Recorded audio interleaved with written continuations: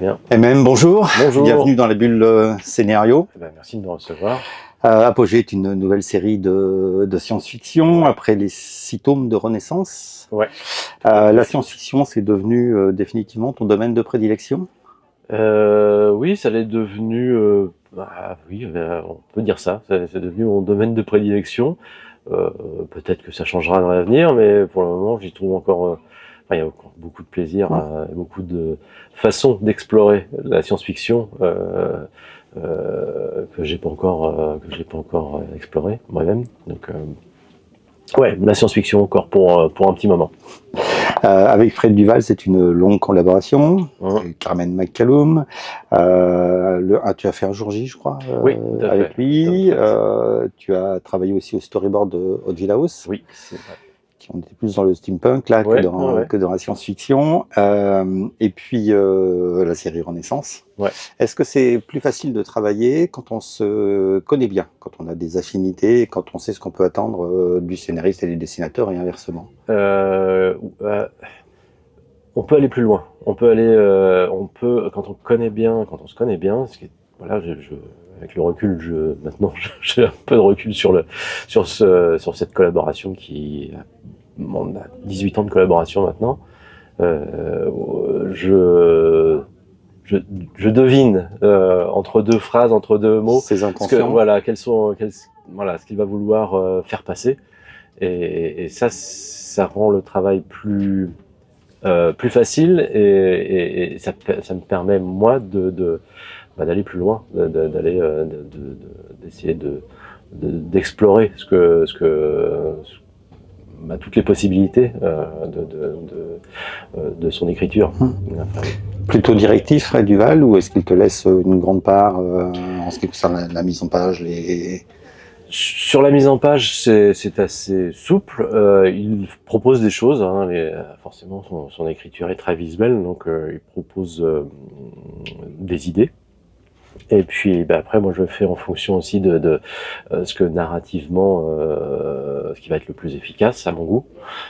Parfois, je change des choses, ou je propose des choses. Ça c'est le gros travail qu'on fait au storyboard, qui est du coup la rencontre entre son écriture et mon écriture graphique. Et donc c'est là souvent que si je vois qu'on a une autre solution, ou que j'ai une envie particulière, c'est là que je la propose. Et puis en général, le Fred est tout à fait OK pour faire évoluer aussi par rapport à ce qu'il a établi. D'accord. Apogée, trilogie. Se situe comment par rapport à la série Renaissance? Ah oui, alors c'est vrai que j'entends beaucoup. Moi, j'ai entendu beaucoup parler de préquels. Voilà, pareil, j'ai entendu parler aussi beaucoup de préquels, mais c'est vrai que c'est délicat de parler de préquels, parce que bon, effectivement, on est dans le même univers, mais ça se passe bien longtemps avant Renaissance. Donc aucun personnage en commun, mis à part des espèces, des races extraterrestres, mais aucun lien ni de parenté plus ou moins lointain avec les personnages qu'on voyait dans Renaissance. Donc là, c'est presque un univers tout nouveau. C'était le prétexte pour pouvoir explorer une autre façon, une autre entrée en fait dans l'univers. Une autre entrée dans l'univers, et puis un autre genre de SF aussi. Là où Renaissance était plus tournait parfois sur le post-apocalyptique, là on est plus dans le space opéra. Donc cette distance-là dans le temps permet de raconter, de rester dans la SF, mais en abordant un genre différent, puis un autre rythme de narration aussi. Alors j'allais dire le personnage, je suis pas sûr que ce soit vraiment un personnage. L'unité centrale, c'est le complexe, sorte de Nations Unies intergalactique. Ouais, on peut dire ça. Ouais. C'est un regroupement de civilisations évoluées, et qui ont recours au consensus, à la discussion, au dialogue, pour résoudre les problèmes généraux qu'on rencontre dans cet univers. Et un petit peu comme sur la Terre, parfois ça marche pas très bien. Voilà, il y a beaucoup de bugs. Ce premier album est un album de mise en place des personnages, mais ça nous plonge d'entrée dans une guerre galactique. C'est tu l'as évoqué, mais c'est vraiment un space opéra qu'il a écrit. Oui, parce que c'est pour ça que je parlais d'une narration un peu différente par rapport à Renaissance. C'est que vraiment Renaissance, on prenait le temps de présenter l'univers, les interactions, les problèmes qui finalement vont se rencontrer, alors que dans Apogée, on est vraiment tout de suite dès les premières pages dans le dur, dans le feu de l'action. Ouais, donc c'était un exercice, je pense, à l'écriture pas évident, mais qui permet aussi de ne pas faire un 7e tome de Renaissance, mais de faire vraiment une autre série avec un autre rythme, avec un peu de fraîcheur aussi. Et, voilà. Quand on connaît bien l'univers, après, ça permet facile. Alors, comment est-ce qu'on travaille justement sur un univers aussi vaste? Vous êtes 3 à travailler, parce que je crois que c'est Fred Blanchard qui travaille aussi de design. Alors, est-ce que entre Apogée et Renaissance, tu as pu réutiliser des designs, des décors?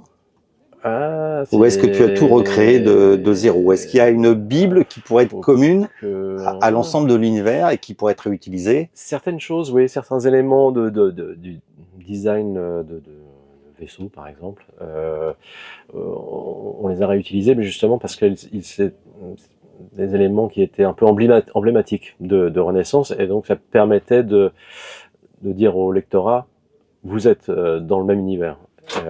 Mais à côté de ça, on découvre d'autres planètes, d'autres espèces, et c'était aussi l'occasion de pas refaire les mêmes décors.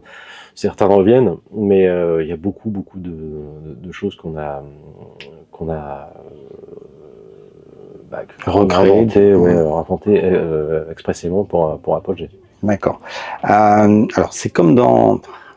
C'est un terme que j'aime pas. C'est comme dans Renaissance. C'est pas comme dans Renaissance, mais là vous nous embarquez dans un monde où là on est sur de la vision alien, plus que sur de la vision humaine comme on a en général dans la science-fiction, la littérature. L'humanité terrestre n'apparaît que sur, pour l'instant, un seul personnage. Qui donc il y a une interaction, je dirais, géographique quelque part, mais aussi temporelle. Cela, c'est... Alors, pourquoi avoir été chercher un centurion romain du 1er siècle On cherchait avec Apogée à faire, tout en gardant l'univers commun à Renaissance, mais de faire quelque chose de vraiment différent, de ne pas avoir justement l'impression de redite. Et donc la distance dans le temps déjà permettait ça. Et en réfléchissant on réfléchissait aussi à avoir quand même malgré tout un lien avec la Terre. Donc il fallait qu'elle soit évoquée à un moment. Et la question s'est posée de savoir à quel point on allait faire intervenir physiquement la Terre par l'entremise d'un personnage humain. Et le regard qu'il peut avoir, dans la mesure où c'est quand même quelqu'un de l'Antiquité, qui est en gros sous Jules César, donc avec une référence divine, donc les dieux, et il découvre un monde, mais j'allais dire il est sur une autre planète. Complètement.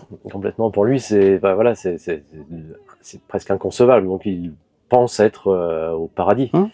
Et l'idée, enfin, c'est pour ça que c'est toujours intéressant d'avoir un projet qui peut se permettre d'évoluer en cours de réalisation. C'est que le titre de la série, on l'a trouvé en réfléchissant au tout début de l'album, et le côté Apogée, du coup, il y a la différence au niveau astronomie, mais aussi au niveau civilisationnel. Et l'apogée de civilisation de l'Empire romain, ça permettait aussi de faire un lien avec, on va dire, des circonstances plus contemporaines, terrestres plus contemporaines, sans forcément faire d'un clin d'œil trop appuyé, mais voilà, l'apogée de l'Empire romain avec l'exploitation de certains minerais à leur époque, voilà, ça nous permettait d'être à la fois très éloignés, mais de pouvoir dire, voilà, nous sommes quand même, voilà, regardez, nous sommes assez proches. Les questionnements restent les mêmes malgré les milliers d'années qui sont. La science-fiction, bien souvent, c'est le reflet de notre société, une projection en fait de notre société, des inquiétudes, des questionnements, des interrogations. Est-ce que l'accès à l'eau sera le prochain risque de conflit? Ah, c'est une bonne question. Parce que là, c'est bien le problème de l'accès à l'eau. Alors, je pense qu'on l'évoque un peu, mais sans le dire clairement, parce que c'est vrai que c'est des thématiques, alors, qu'on a peut-être déjà questionné, mais sur Carmen McCallum, par exemple. On a fait un cycle complètement sur l'eau. Et Fred a aussi envie d'explorer d'autres choses. Et, je pense qu'on en parle. Oui, parce que je crois que un des personnages à un moment dit ils viennent d'attaquer notre planète parce que nous sommes un gigantesque réservoir. Non mais c'est ça, c'est les ressources en fait, voilà. les conflits pour les ressources. Alors ça peut être des conflits armés, ça peut être des conflits de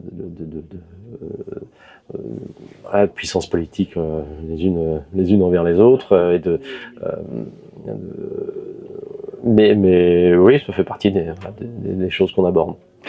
Le rythme de parution est plutôt soutenu, puisque je crois que pour Renaissance, c'est un album tous les ans. Un album par an. C'est facile de soutenir cette cadence sans avoir des crampes au poignet. Alors c'est la fatigue surtout. Non, pour l'instant le physique tient encore, mais non, on a réussi justement d'avoir ce rendez-vous chaque année à l'époque où on faisait Renaissance, d'avoir l'album qui sortait quasiment à la même date tous les ans. Ça a été, voilà, plus les tomes passaient, plus c'était difficile, mais j'essayais de m'y tenir. Pour Apogée, on a pris un petit peu de temps pour reprendre un peu le souffle et puis repartir sur ces mêmes bases en fait, d'un album par an. Donc là, je travaille sur le tome 2 qui doit se terminer bientôt pour pouvoir sortir en janvier 2026. Quelle technique graphique est-ce que tu as utilisé sur Apogée? Tu es resté sur tablette ou tu es passé sur papier? Je mélange les deux. En fait, depuis Renaissance, avant Renaissance, les derniers albums de Carmen McCallum, je les ai faits intégralement au numérique, dessinés au numérique. Je faisais pas la couleur à l'époque. Et parce que voilà, j'avais découvert cet outil, puis la tablette, voilà. Et au moment de la concrétisation du projet Renaissance, s'est posé la question, savoir voilà, chez quel éditeur nous allions finir par signer. Et quand on a signé chez Dargaud, je me suis dit qu'il fallait absolument des planches, des vraies planches. Je me suis dit combiner les deux méthodes, c'est-à-dire à la fois du numérique et du papier, ça me permettait d'allier les avantages des deux en fait. Donc là, je fais un travail préparatoire sur numérique qui me permet de corriger, d'ajuster autant que possible mon dessin avant de l'imprimer. Et j'imprime une version atténuée de mon crayonné qui me laisse une part de liberté justement pour repasser ensuite sur du vrai papier. Et là, on va dire que je mets le supplément d'âme, mais ça me permet de ne pas me perdre dans le zoom infini du numérique. Et là, avec les planches, même si elles sont sur grand format, à un moment, voilà, je ne peux pas mettre un degré de détail gigantesque non plus. Donc j'essaye d'avoir des planches généreuses, mais à un moment, la contrainte du format me dit tu t'arrêtes, voilà, la planche est terminée. On passe à la suivante. Mais comme ça me permet d'avoir des originaux. Ce qui nous a permis d'avoir des planches de Renaissance à l'expo science-fiction d'Angoulême 2025. On avait quelques planches, entre autres. Et même, merci beaucoup de nous avoir accordé ce temps sur ce festival et dans la bulle scénario. Merci beaucoup. Bonne fin de festival à toi. Merci également.